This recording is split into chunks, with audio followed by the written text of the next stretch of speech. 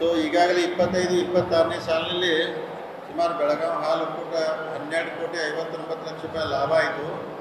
ಆ ಲಾಭದಲ್ಲಿ ಸುಮಾರು ಬಂದಂಥ ಲಾಭದಲ್ಲಿ ಎಲ್ಲ ವಾಪಸ್ ರೈತರಿಗೆ ಕೊಡೋದು ಮಾಡಿದ್ದೀವಿ. ಅಂದ್ರೆ ನಾ ಇದೇ ಸ್ಪೀಚಲ್ಲಿ ಹೇಳಿದಂಗೆ ಸುಮಾರು ಅಂದ್ರೆ ಮ್ಯಾಟ್ ಇರ್ಬೋದು, ಚಾಪ್ ಕಟ್ಟ ಮಷೀನ್ ಇರ್ಬೋದು, ಬಿಲ್ಡಿಂಗ್ ಕಟ್ಟಡ ಸುಮಾರು ಒಂದು 8-8.5 ಕೋಟಿ 9 ಕೋಟಿ ವಾಪಸ್ ಅವರಿಗೆ ಲಾಭದ ವಾಪಸ್ ಕೊಟ್ಟಿದ್ದೀವಿ. ಅಂದರೆ 60% ನಮ್ಮದು, 40% ಅವರಲ್ಲಿ ಎಲ್ಲ ಮಾಡಿಕೆ ಈ ಥರ ಮಾಡ್ತಾಯಿದ್ದೀವಿ.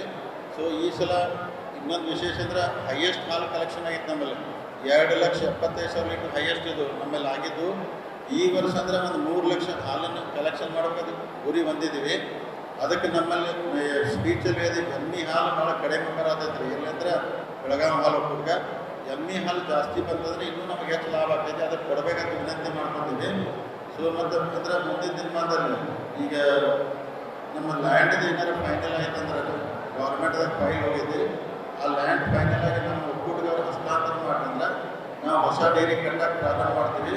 ಆದಷ್ಟು ಬೇಗನೆ ಅದನ್ನು ಮಾಡಬೇಕು ಏನೆಲ್ಲ ಪ್ಲ್ಯಾನ್ ಮಾಡ್ಕೊಂಡಿವಿ. ಮತ್ತು ರೈತರಿಗೆ ಏನೇನು ಬೇಡಿಕೆ ಏನೇನು ಅದಾವ ಮ್ಯಾಕ್ಸಿಮಮ್ ಮಾಡತ್ತಾರೆ. ಇನ್ನೊಂದು ಅಲ್ಲಿ ವಿಷಯ ನಾನು ಹೇಳೋದವ್ರು ಬಿಟ್ಟು ಆಮೇಲೆ ಮಾಡ್ತೀನಿ. ಈಗ ಅದು ಬಯೋಗ್ಯಾಸ್ ಮುಖಾಂತರ ಗ್ಯಾಸ್ ಇದೆಲ್ಲ ಪ್ರಾಬ್ಲಮ್ ಆಗತ್ತೈತಲ್ಲ. ಯಾಕಂದರೆ ಗೊಬ್ಬರದಲ್ಲೇ ಗ್ಯಾಸ್ ತಯಾರು ಮಾಡುತ್ತಾ ಇದು ಬಂದೈತೆ. ಈಗ ಅಂತ ಒಂದು 150 ಸೊಸೈಟಿ ನಾವು ಸಿಲೆಕ್ಷನ್ ಮಾಡ್ಕೊಂಡು ಇದು 15 ಕಿಲೋ ಗೊಬ್ಬರ ಯೂಸ್ ಮಾಡಿದ್ರೆ ಅದರಿಂದ ಗ್ಯಾಸ್ ತಯಾರಾಗ್ತೈತಿ. ಒಂದು ಫ್ಯಾಮಿಲಿ ನಡೀತೈತಿ. ಮತ್ತು ವಾಪಸ್ ಆ ಗೊಬ್ಬರನ ಮತ್ತು ಬಲ್ಕನ್ನು ಯೂಸ್ ಮಾಡ್ಬೋದು. ಅಂಥದ್ದೊಂದು ಸ್ಕೀಮ್ ಬಂದೈತಿ MDDB ಮುಖಾಂತರ. ಅವರೊಂದು 20,000 ಅಮೌಂಟ್ ಹಾಕ್ತಾರೆ, ರೈತರಿಗೆ 8,000 ಹಾಕ್ತಾರೆ, ನಾವು 3,000 ಕೊಡ್ತೀವಿ. ಅದೊಂದು ಇಂಪ್ಲಿಮೆಂಟ್ ಮಾಡಿ ನೋಡ್ತೀವಿ. ಸಕ್ಸಸ್ ಆಯ್ತಂದ್ರೆ ಇಡೀ ಜಿಲ್ಲೆಗೆಲ್ಲ ಕವರ್ ಮಾಡಕ್ಕೆ ನೋಡ್ತೀವಿ. ಅದಕ್ಕೆ ಈಗೆಲ್ಲ ನಮ್ಮ ಬೆಳಗಾವಿ ಹಾಲು ಒಕ್ಕೂಟ ಯಶಸ್ವಿಯಾಗಿ ನಡಿಬೇಕಂದ್ರೆ ನಮಗೇನು ಆಡಳಿತ ಮಂಡಳಿ ಎಲ್ಲ ನಿರ್ದೇಶಕರಿದಾರೋ ಅವರೆಲ್ಲರೂ ಸಹಕಾರ ಕೊಟ್ಟರು, ಅಧಿಕಾರಿ ವರ್ಗದವರು ಇವರೆಲ್ಲರೂ ಸಹಕಾರದಿಂದ ಈ ಮಟ್ಟಕ್ಕೆ ಬೆಳೆದು ಮುಂದಿನ ವರ್ಷ ಇನ್ನೂ ಹೆಚ್ಚಿನ ಲಾಭ, ಇನ್ನೂ ಹೆಚ್ಚಿನ ರೈತರಿಗೆ ಸವಲತ್ತು ಕೊಡುವಂಥ ಪ್ರಾಮಾಣಿಕ ಪ್ರಯತ್ನ ಮಾಡ್ತಾರೆ.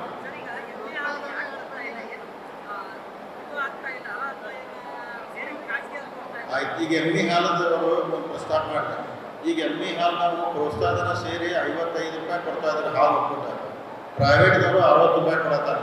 ಪ್ರೈವೇಟ್ದವ್ರು 60 ರೂಪಾಯಿ ಕೊಡೋದ್ರಿಂದ ನಮ್ಮ ಹಾಲು ಒಕ್ಕೂಟಲ್ಲಿ ಆಕಳ ಹಾಲು ತಗೊಂಡು ನಮಗೆ ಕೊಡ್ತಾ ಇದ್ರು, ಎಮ್ಮಿ ಹಾಲು ಆ ಕಡೆ ಕೊಡತ್ತಾರೆ. ಅದಕ್ಕೆ ಹಂಗೆ ಆಗಬಾರ್ದು. ಅದರಲ್ಲಿ ಸ್ವಲ್ಪ ರೈತರಿಗೆ ಮೋಸ ಆಗತೈತೆ. ಅದನ್ನೀಗ ಅವೇರ್ನೆಸ್ ಮಾಡ್ತೀವಿ. ಯಾಕಂದ್ರೆ ರೈತರುಗಳಿಗೆ ತೊಗೊಂಡಾಗೆಲ್ಲ 50 ರೂಪಾಯಿ ತಗೋತಾರೆ.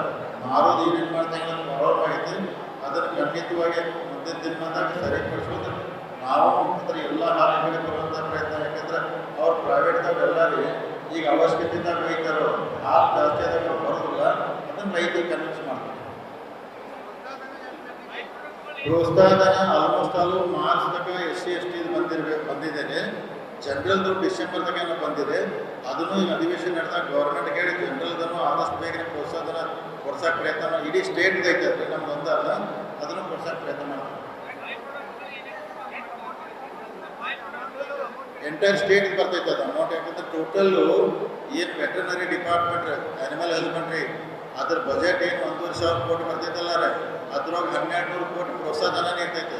300 ಕೋಟಿ ಅಷ್ಟೇ ಡಿಪಾರ್ಟ್ಮೆಂಟ್ ಇರ್ತೈತೆ. 1,200 ಕೋಟಿ ಈ ಸಲ ಹೆಚ್ಚು ಇರ್ಬೋದು. ಅದ್ರೊಳಗೆ ಹಂತವಾಗಿ ಬರ್ತೈತೆ ಅದು.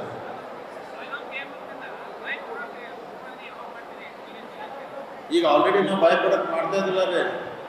ಹೈಯೆಸ್ಟ್ ಎಲ್ಲ ನಾವು ತುಪ್ಪ ಸೇಲ್ ಆಗ್ತಾ ಇದ್ದಾರೆ, ಪನ್ನೀರ್ ಹೋಗ್ತಾ ಇದೆ, ಬಕೆಟ್ ಮೊಸರು ಅಂತ ಈಗೆಲ್ಲ ಗೋವಾ ಪುಣಾಕೆಲ್ಲ ಹೋಗ್ತಾ ಇದ್ದಾರೆ. ಸ್ವೀಟ್ಸ್ ಎಲ್ಲ ತುಂಬ ಆಯ್ತಾರೆ, ಬೇಡ ಆಗಿದೆ. ಅದನ್ನು ಬಾಯ್ ಪ್ರಾಡಕ್ಟ್ ಜಾಸ್ತಿ ಯಾಕೆ ಕೊಡೋದಂದ್ರೆ ಅದಕ್ಕೆ ಹೆಚ್ಚು ಲಾಭ ಇದೆ. ಹಾಲ್ದಾಗ ಮಾರ್ಜಿನ್ ಕಡಿಮೆ ಇರ್ತದೆ. ಸೊ ಇನ್ನೂ ಮುಂದಿನ ದಿನದಲ್ಲಿ ಇನ್ನೂ ಹೆಚ್ಚಿನ ಬಾಯ್ ಪ್ರಾಡಕ್ಟ್ ಏನು ಮಾಡೋದು ಹೊಸ ಡೈರಿ ಅದಕ್ಕೆ ಪ್ಲ್ಯಾನ್ ಮಾಡ್ತಾರೆ. ಹೈನುಗಾರಿಕೆ ಮಾಡೋರು ಇಷ್ಟೇ ಹೇಳ್ತಾನ ರೀ, ನೀವು ಒಂದು ಸಲ ಒಂದು ಯಾವುದೋ ಬೆಳೆ ಮಾಡ್ರೆ, ನೀವು ಗೊಂಜಾಳ ಬೆಳೆದ್ರೆ 2 ಸಲ ಬರ್ತೈತೆ, ಕಬ್ಬು ಬೆಳೆಸಿದ್ರೆ 1 ಸಲ ಬರ್ತೈತೆ ವರ್ಷಕ್ಕೆ. ನೀವು ಹಾಲು ಅಂದರೆ ಉತ್ಪಾದನೆ ಮಾಡೋಕತ್ರ ನೀವು ಅದನ್ನು ಆ ಉದ್ಯೋಗ ಬಂದು ಅದು ಇರಲಿ. ಇದು ಸೈಡ್ ಬಿಸ್ನೆಸ್ ಥರ ನೀವು ಮಾಡ್ಕೊಂಡ್ರೆ ಅವ್ನು ಬರೀ 2 ಆಕಳ ಕಟ್ಟಿದಂತ ತಿಳ್ಕೊಂಡ್ರಿ. 2 ಆಕಳ ಕಟ್ಟಿದ್ರೆ ಬೆಳಗ್ಗೆ 5 ಲೀಟ್ರ್ ಬಂತಂತ 10 ಲೀಟ್ರ್, ಸಾಯಂಕಾಲ 20 ಲೀಟ್ರ್ ಡೈಲಿ ಅವ್ನು ಏನಾದ್ರು ಮಾಡ್ಕೊತ ಹೋದಂದ್ರೆ ಅವ್ನು ಕನಿಷ್ಠ ತಿಂಗಳಿಗೆ ಎಲ್ಲ ಖರ್ಚು ತೆಗೆದು ಒಂದು 10,000 ರೂಪಾಯಿ ಉಳಿತೈತೆ. 10,000 ಉಳಿದ್ರೆ ವರ್ಷಕ್ಕೆ 1,20,000 ಇನ್ಕಮ್ ಬರ್ತೈತೆ. ಇದನ್ನು ಮಾಡ್ರಿ ಅಂತೇಳಿ ಅವೇರ್ನೆಸ್ ಮಾಡತ್ತೀವಿ. ಅದಕ್ಕೆ ಮುಂದಿನ ದಿನಮಾನದಾಗ ಇನ್ನೂ ಹೆಚ್ಚು ಒತ್ತು ಕೊಟ್ಟು ಆದಷ್ಟು ರೈತರು ಈ ಕಡೆ ಬರಲಿ. ಬರೀ 2 ಆಕಳ ಕಟ್ಟಿರ್ತೈತೆ. ಇವತ್ತು ಆ್ಯಕ್ಚುಲಿ ಅನ್ನ ಸಾರು ಕೊಲ್ಲಿ ಅವ್ರಿಗೂ ಗೆಸ್ಟ್ ಕರೆದಿದ್ದು ಅವ್ರು ಇಲ್ಲಾಗಿದ್ದು ಬರ್ದಿಲ್ಲ. ಆಕಳದ ಕೇರ್ ಕೊಡಿಸಂತೇಳಿ DCC ಬ್ಯಾಂಕಿಂದ ಆಕಳಿಗೆ ಅಂದ್ರೆ ಕೊಡಿಸ್ಬೇಕಂತ ಪ್ಲ್ಯಾನ್ ಇದೆ. ಅದ್ರ ಮುಂದಿನ ದಿನಮಾನದಾಗ ನೋಡಿ ಸೆಕ್ಯೂರಿಟಿ ಹೆಂಗೆ ಮಾಡ್ಬೇಕಂತ ಅದನ್ನು ಡಿಸಿಷನ್ ತಗೋತಾರೆ.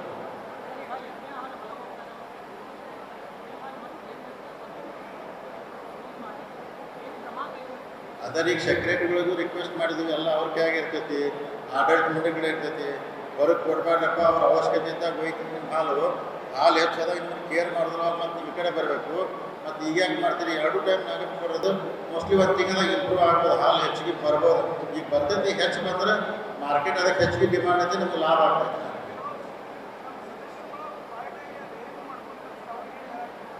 ಏನು ರೀ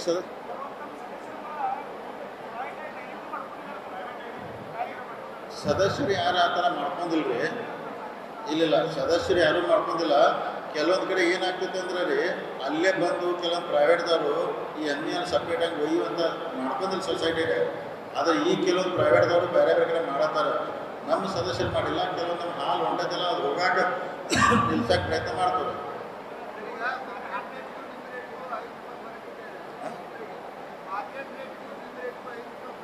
ಎಮ್ಮೆ ಹಾಲಿಗೆ ರೀ, ಆಕಳ ಹಾಲು ನಮ್ಮದು ಜಾಸ್ತಿ ಇದೆ ರೇಟ್. ನಾವು ರೈತರಿಗೆ ಕೊಡೋದು ಆಕಳಲ್ಲಿ ನಮ್ಗೆ ಜಾಸ್ತಿ ಐತಿ. ಎಮ್ಮೆ ಹಾಲು ಅವ್ರದ್ದು 5 ರೂಪಾಯಿ ಜಾಸ್ತಿ ಇದೆ. ಅದಕ್ಕೆ ಸ್ವಲ್ಪ ಪ್ರೈವೇಟ್ ಆಗ್ತದೆ. ಅದು ನಾವು 55 ರೀಚ್ ಆಗಿದ್ವಿ. ಮೊದಲು ಬರೀ 43 ಇತ್ತು, ಈಗ 55 ಬಂದಿದ್ವಿ. ಇನ್ನೂ ಮತ್ತು ಹೆಲ್ಪ್ ಜಾಸ್ತಿ ಮಾಡೋದಪ್ಪ ಕೊಡೋಕೆ ಹೇಳಕ್ಕೆ